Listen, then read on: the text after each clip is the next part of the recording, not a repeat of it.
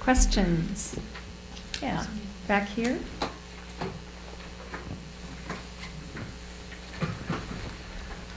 Hi, my name's Zach Hall, and I'm a smart, nerdy person that wants to advocate for hope, too. I'm with you. Yeah. I'm a founder of a startup here in San Francisco, a small biotech focused on a novel drug delivery technology, and I need $50,000.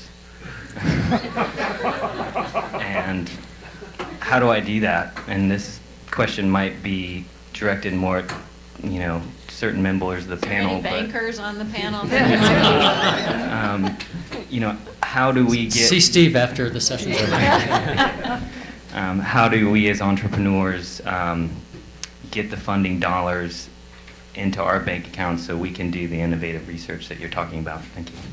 So actually, there's a good news and bad news to the answer. It's not the $50,000 that you need. It's the 100 or 200 million that you need that are the bigger issues. So the $50,000 is easy. First of all, there's a whole new world of funders who have emerged. So if you take the disease organizations, the advocacy organizations for various diseases, they've replaced, for many respects, the venture capitalists who to some extent have moved upstream. There's charitable organizations, there's grants and gifts, there's tremendous amount of capital early. That's actually not your problem. That's relatively easy to get that capital at the early stages. Where the crunch is a little further up. And the reason for that crunch right now is that there's 100 publicly held biotech companies today, after the market's recovered, today, that are selling at a discount to cash. That doesn't mean they're bad companies. It just means they got atrophied in the market and got lost.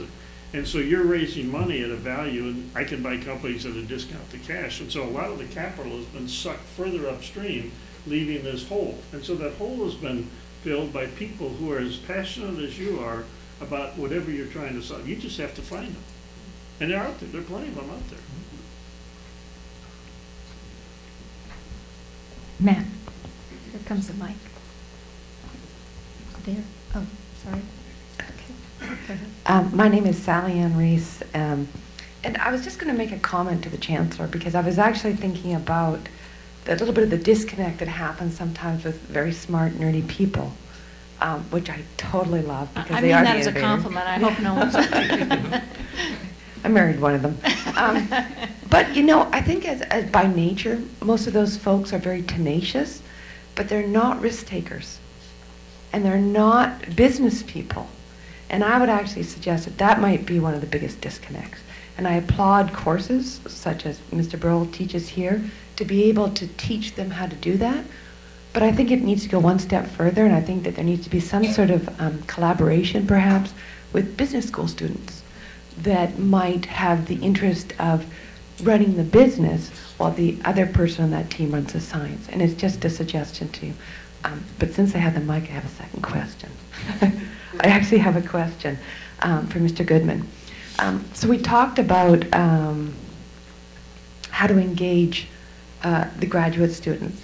And I guess some of the questions I would ask is, do you typically look at just technologies that are coming out of a university such as this, or are you looking for teams? Does it turn you off when there's a team behind a technology? Just kind of curious if you have anything to say about that. No, not at all. I mean, you're looking for intellectual capital. What big biotechs and pharma companies are looking for is, and Sue said it, it's innovation that's going to be game-changing, that's going to change the way they make drugs, let them make, targets that they couldn't before, with technologies, make things faster, more efficient. There's so many things they're looking for, and they're so inefficient. It's one of the intrinsic properties as companies and groups get larger, they become very inefficient on innovation for lots of reasons people have written about. And so they're looking not just for your intellectual property. That's the old model. I think the new model is going to be they're looking for the people, the collaboration. They're looking for really being able to work with you and develop something. And I think that's actually really good news for the university, because what used to, back in my day when I was had a lab over at Berkeley and before that at Stanford. What used to drive academics crazy was when they thought that some big company was just coming to just, grab, what's their crown jewel or their baby, something they've been working on for 20 years and take it away behind some wall, and you never, hear about it or see, and it probably sits there and dies, and because no one knows exactly what to do with it. That used to drive academics crazy. I think the lesson from that is it has to be real collaboration between people on both sides. Can I just make a comment about risk-taking? Because if you think about us as scientists for a minute, we try things and we fail, we try another thing, we fail, we try another, we fail all the time. And through all of those failures, we make great discoveries. So we are very prone to taking risks. That's what we do every single day as a scientist. We're very good at that. What you're fortunate about is in the community we live in here, we give you permission to fail. If Corey fails on his first 2 or 3 companies and walks into my office, we're going to say, I bet he learned a lot. I bet he's a lot better entrepreneur this time because of what he learned through his failures. I'll see you tomorrow morning.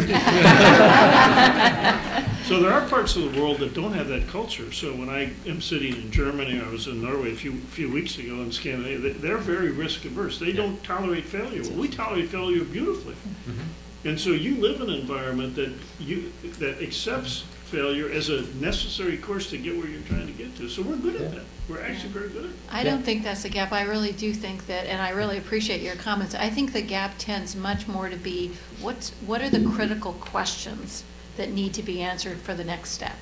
Not a fear of asking the questions necessarily, but what does it take? How do you get over that hump from great idea to saying, could this actually be used in a human being? And is it important enough, given all the things we could try in a human being? Is there a patient need? Is there something that's going to be changing the way that we practice medicine associated with that discovery? And articulating what that looks like and making that transition, I think, is the hardest part of making that leap. One thing I want to comment on, you said early on when you were talking about, let's get scientists together with people who know something about business. Couldn't agree more. And I think it's probably one of the lessons of Venture Capital 101. I remember learning that the hard way when back in the days I was at Berkeley. I won't give away who this was, but I and a few other colleagues invested in, we thought one of our colleagues just had made an amazing discovery that was just going to revolutionize an area. It actually wasn't healthcare, it was something else. And putting money in, we all became angel investors and we lost everything. Lose everything is what we called it, and it was because of bad management. I mean, it takes the right people, and in fact, and as Steve says, people accept risk and failure. You see venture capital groups these days finding a management team of people who have science and medical background, but business background, who just work really well together. And the whole notion is if that drug or therapy they're working on fails, and if you think that team that was just great and it failed, a side effect or whatever, great, you get the band back together and let's find the next one. You see these serial teams who just get more and more efficient. And so I think there is a sense that if you're going to start something, you want the management to be as good as the science, and don't take it for granted. Yes, I'm here. Hi. I'm Amanda Kahn-Kirby, a former neuroscience student, and it's great to see so many familiar faces, friendly faces in the room.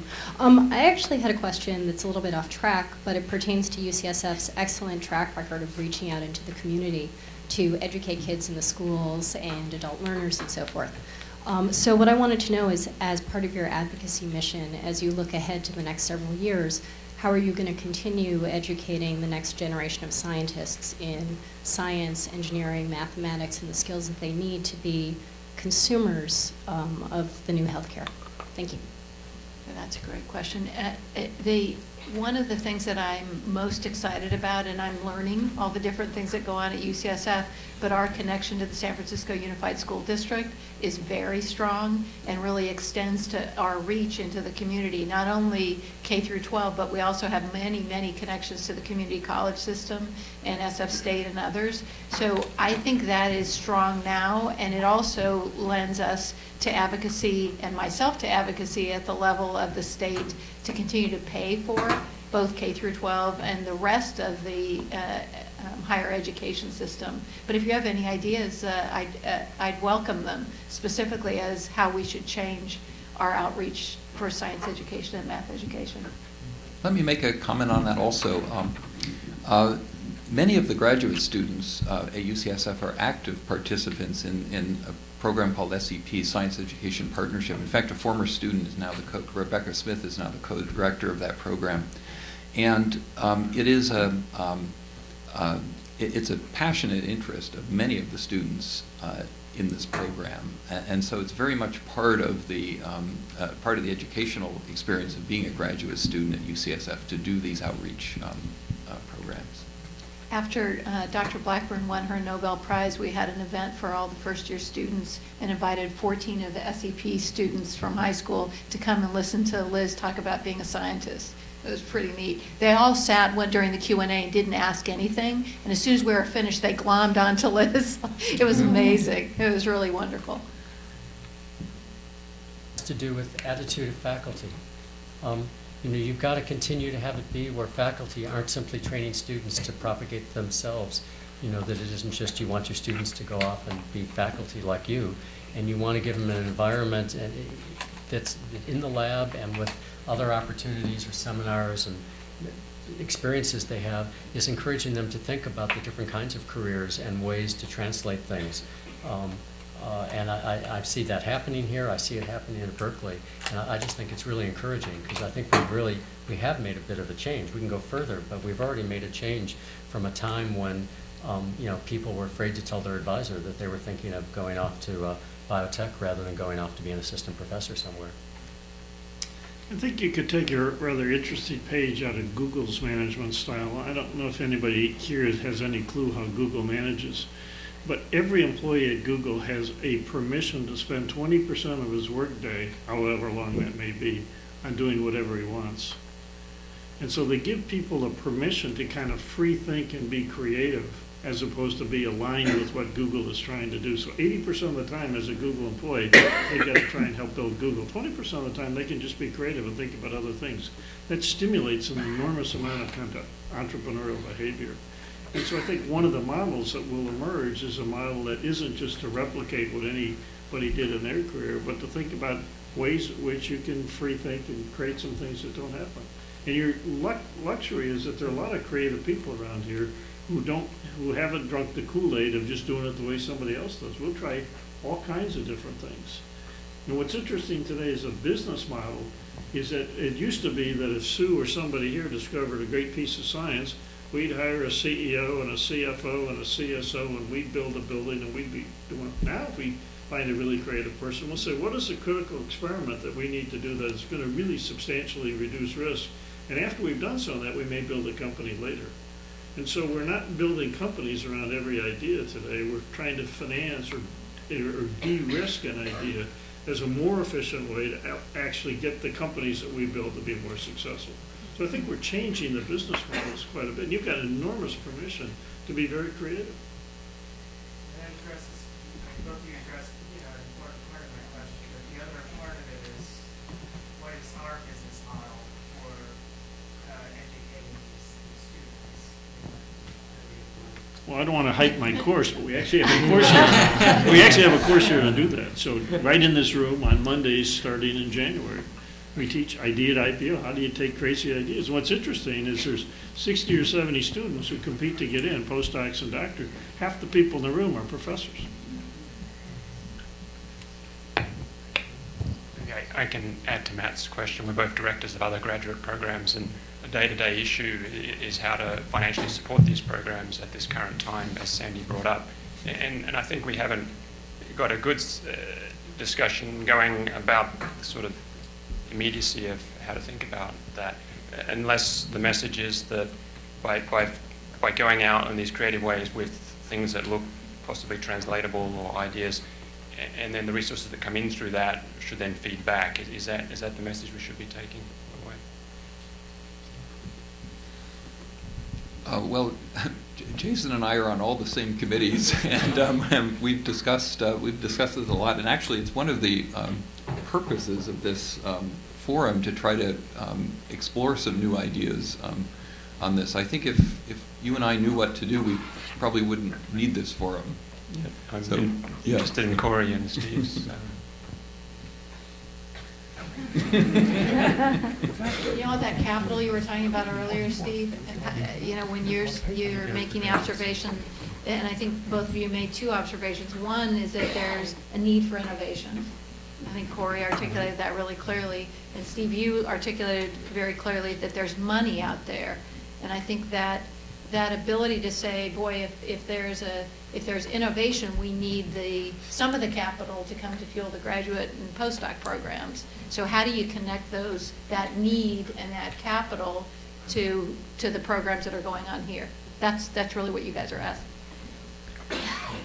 Money. It just seems tenacity. Yeah. No. You know, I've seen, I forget which journal it was where there was sort of a debate on this going on. There are places it's going to be hard to get that from, and one has to ask, you know, where will that just be pragmatic? Where will that money come from? And then be tenacious and go after it. It's hard for me to see how that money, other than just little trickle bits of it, are going to come from industry, because how does that fit their business model? You can give them a very long term, but then you almost say it's pre-competitive money. How's that going to work for them?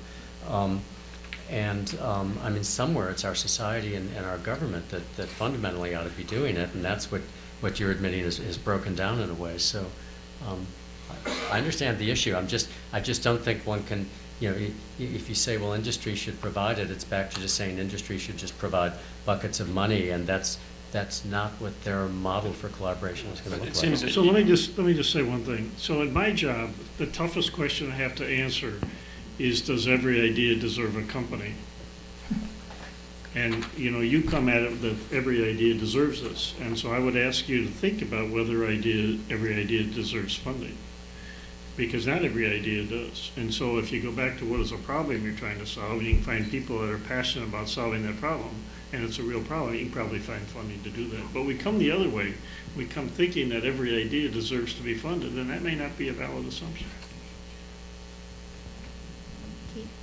I was just saying, I think the issue though is that if the funding for graduate students gets crimped down to a place where it gets smaller and smaller, that a lot of the strength, since they're the main source of innovation and creative ideas, I mean, this institution and a lot of them really get challenged if you, right, I mean, that's the point you're trying to make, I think. Right. Yeah. Keith. Let me take a step back and make a comment and talk a little bit about a program that I think may address what I would call sort of educational entrepreneurialism.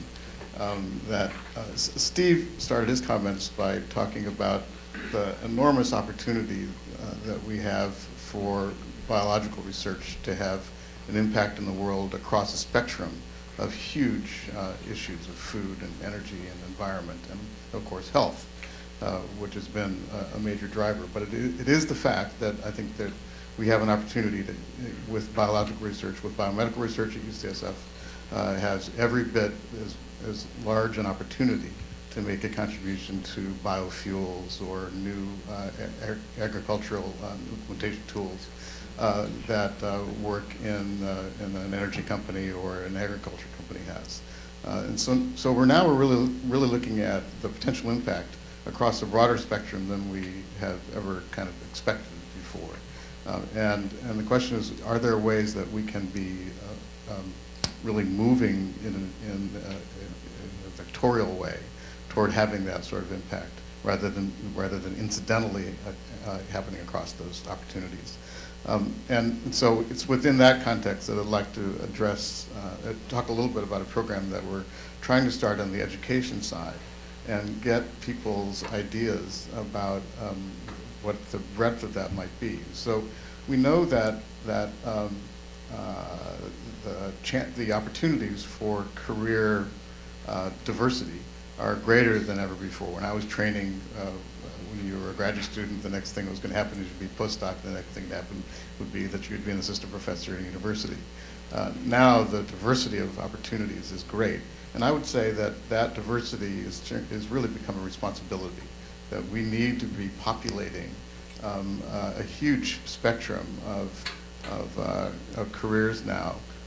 We're talking about biotech and pharma spinning out companies that really do some of the things that we're familiar with in terms of challenges. But we also need people that are moving into policy, that are moving into communications, that really are able to speak to voters and congressional representatives about what it is that we do and what the opportunities are, the dimensions of that. We need people moving into law that are really considering what happens with intellectual property, what happens with urban planning, frankly. And across this whole spectrum, we need people that have the kind of expertise and background and ways of thinking about problems that are presented here.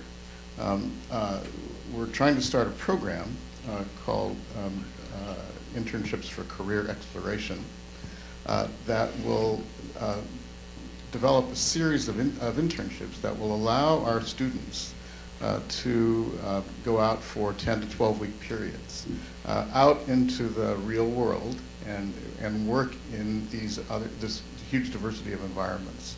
This is very different from what happens in most institutions around this country, where there is an afternoon called Alternative Careers Days. First of all, I rebel against the idea of alternative careers. They're not alternative careers, they're careers. And secondly, having a half-hour little blurb about what it's like to work in law is not going to get us there. And so I think this is an opportunity, and I think what would be interesting to do would be to get some comments from the panel on how broadly we should be framing these opportunities, and then of course to underscore the fact that it's expensive to do this.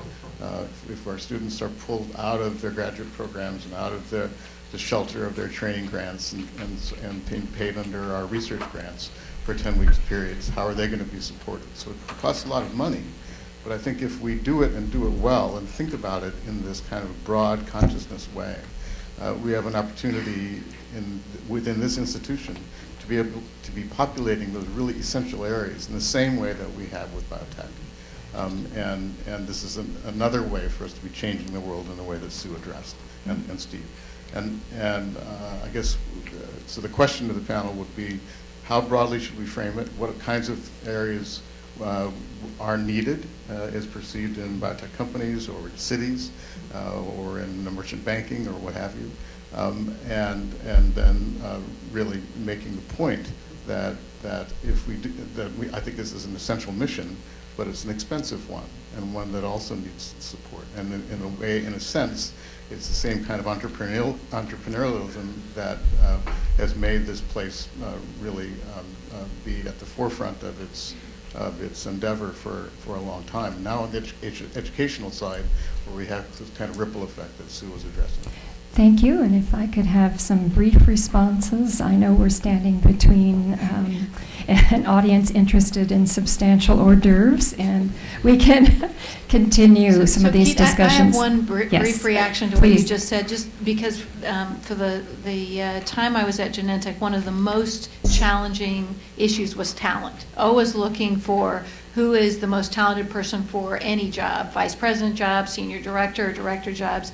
And my team and I felt that there was one factor that predicted better than any how well people did as we asked them to go into leadership roles. And that was how much they experienced something out of their comfort zone. So we started to put in place leadership development programs that did very much like what you're talking about, didn't just expose people, but had stints in manufacturing, in biotech manufacturing, or in legal, or real rotational assignments. So I do think it's expensive and challenging, but I think particularly in the way that the world works today, even if that person doesn't go into law or in the environment or energy, they are better for having not always been the master of what they're trying to achieve. So I think it's worth trying to climb a mountain to get there, because it really creates a great pool of talent. One comment, Keith, and that is, we've volunteered to have a permanent UCSF seat at Burrell so we can rotate people through, because I think the experience is useful kind of both ways. But secondly, I think people underestimate the currency that they have. This is some of the best and brightest people, or they are the best and brightest people in the world, and you're trying to apply it in a health science environment. But yet many of the ideas you have actually can work over here at biofuels, or it can work over here in agriculture. And that's a tremendous, you don't want to do that, but that's a currency that you can actually use to fund what you're trying to do, or have an experience over there that's different. And so we have extraordinary currency in this room if we utilize it. And we happen, the biggest biofuel program in the world is here in the Bay Area. We have tremendous amount of agricultural knowledge and food and energy and all the stuff that's good. And so the sciences that we're learning here have application over there, and so we can use some of those things, take an internship, go see that. You're trying to do it over here, but you'll learn an awful lot. And so I think we have to think much more holistically about the currencies that we have. Other comments in response to Keith? You know, as the only non-UC faculty, I'm open to that if there's any openings. And as the only urban planner on the panel, I'll say that, you know, UCSF and Mission Bay we operate from the contention that UCSF Mission Bay is a special place. And I was talking to Alexander earlier about, you know, and this is a planner question that we think about, that we very much believe that space affects what goes on in that space. And I was asking Alexander, how has Mission Bay changed the way in which innovation occurs for you and your colleagues in the labs and otherwise? And I wondered about the marginal innovation that happens that wouldn't have happened otherwise if people were separated between buildings or separated between big freeways or separated without access to, you know, mass transit or otherwise. And so, you know, Mission Bay itself is built with all those things in mind, so that a scientist or a researcher or a principal investigator can walk between labs, can go to a ball game, can go to the grocery store, can rest in a park across the street, and all that is in one place, so that you as scientists can spend more time innovating, but also bumping into people and sharing ideas in sort of the impromptu conversations that are sometimes the stuff that can't be replicated and can't be telepresenced or otherwise. And I think that's special and significant. Thank you.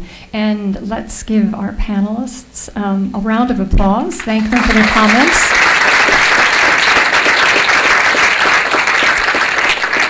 We have a small token gift for each of the panelists, but I want to say another thank you to Carol Moss and to the development staff, and invite you all to enjoy those substantial hors d'oeuvres.